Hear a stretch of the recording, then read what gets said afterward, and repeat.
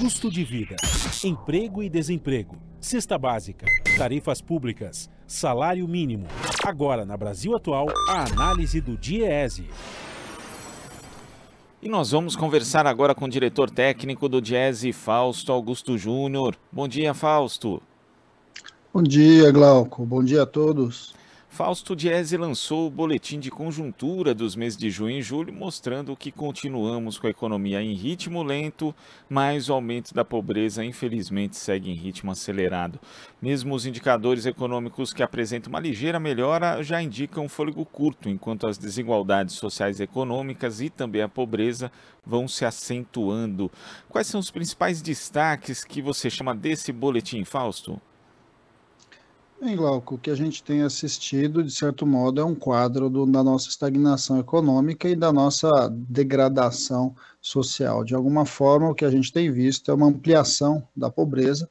Nós estamos falando aí de mais de 33 milhões de pessoas que passam fome, nós estamos falando de uma renda média do brasileiro que vai se diminuindo, de um lado corroída pela inflação, de outro lado pela própria economia que não consegue avançar.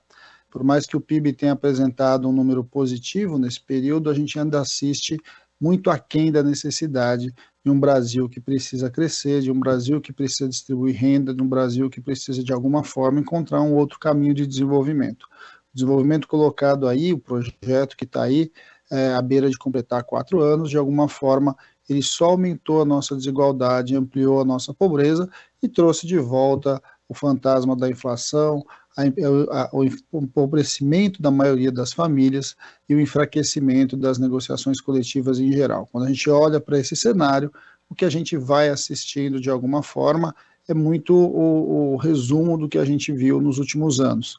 A ampliação de um lado da pobreza e de outro a ampliação da desigualdade. Acho que esse, de certo modo, é o principal resumo.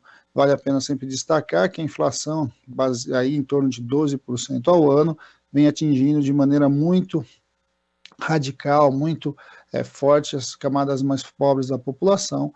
Isso ajuda a compreender, inclusive, por que a gente está nesse quadro, em especial vinculado à questão da fome.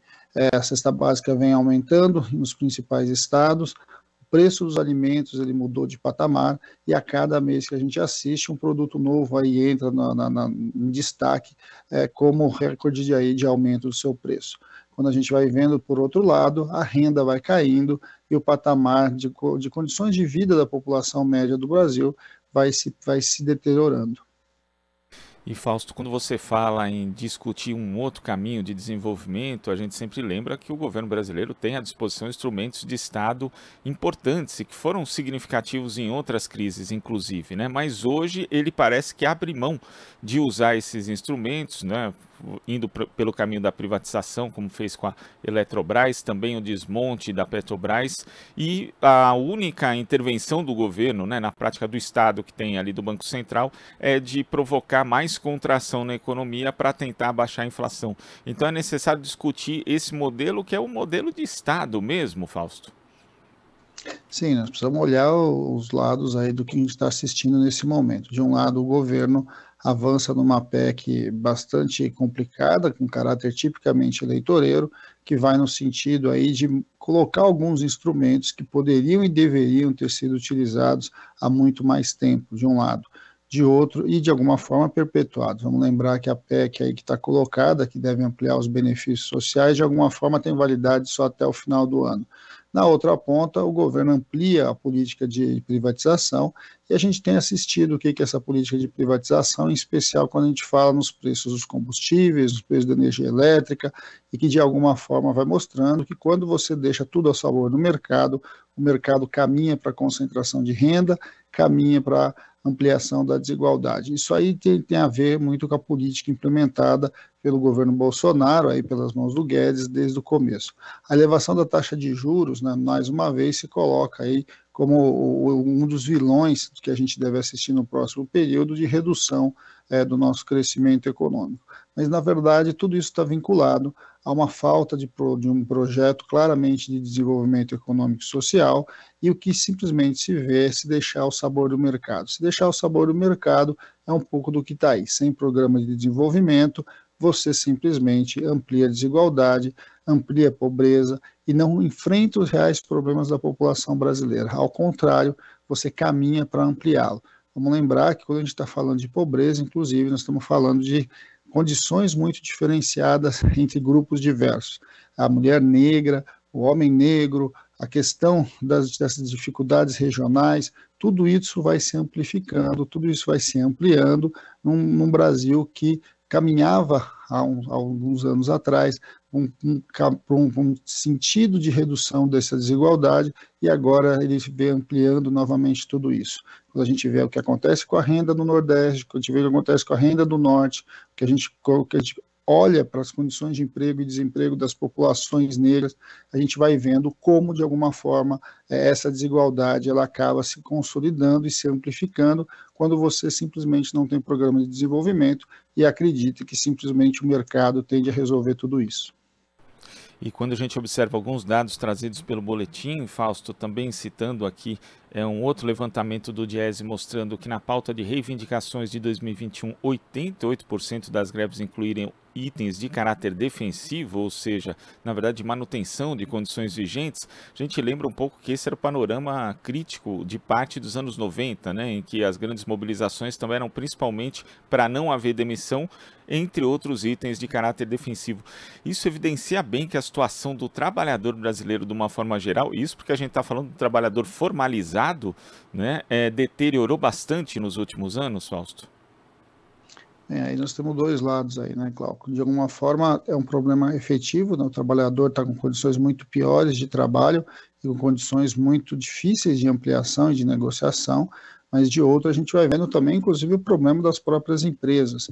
Quando você tem aí um conjunto de pautas, normalmente quando a gente está falando de pautas defensivas, a gente está falando de pagamento dos seus direitos, né? A maior parte das greves estão vinculadas a direitos que de alguma forma não estão sendo pagos pelas empresas e muitas vezes o principal deles, que é o próprio salário.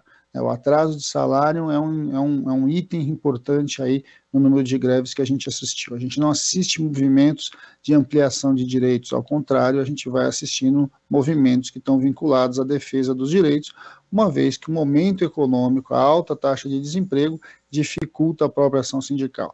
É bom lembrar também, né, Glauco, que a gente vive aí o pós-reforma trabalhista de 2017, que prometeu muita coisa, prometeu ampliação do emprego, prometeu criação de vagas, prometeu aumentar salário, mas na prática o que a gente viu foi aumento da precarização, diminuição aí da renda média do trabalhador, ampliação do desemprego e pouca geração efetiva de emprego. O que a gente viu foi uma transição aí do mercado formal para ampliação do mercado informal. Tudo isso também, de alguma forma, enfraqueceu o próprio movimento sindical, a própria luta dos trabalhadores, mas que num ano como esse aí, alguma coisa um pouco mais de 60 dias da eleição, vai mostrando que precisa fazer alterações, que precisa mudar. O grande debate do nosso país hoje é para onde o Brasil vai, qual é o seu projeto de desenvolvimento, como um novo governo deve e precisa mudar para os caminhos que o Brasil vem construindo e, de alguma forma, retornar aí a uma pauta nova, né? Uma pauta que é uma pauta de distribuição de renda, de ampliação do desenvolvimento, respeito ao meio ambiente e que, de alguma forma, vai alinhando o crescimento econômico ao desenvolvimento social, algo que a gente vê hoje na maior parte do mundo como discussão bastante significativa. O Brasil andou para trás e, pior do que andar para trás, o Brasil continua olhando para trás, né? Em vez de simplesmente pensar em construir o seu futuro, ele vem reproduzindo os nossos erros do passado, e aí isso ajuda a explicar por que muitos dos nossos indicadores estão voltando aos anos 90 e às vezes aos anos 80, né? Que foi o pior momento que a gente viveu nos últimos 50 anos, ali com hiperinflação, com as dificuldades de renda, com problemas bastante sérios que a gente volta a assistir no nosso país. Fausto, queria agradecer a sua participação aqui no Jornal Brasil Atual de hoje. Muito obrigado, uma ótima semana, até a próxima. Bom dia a todos novamente, ótima semana a todos, Glauco. Um grande abraço. Abraço. Conversamos aqui com o diretor técnico do Diese, Fausto Augusto Júnior. Você está ouvindo Jornal Brasil Atual. As notícias que os outros não dão.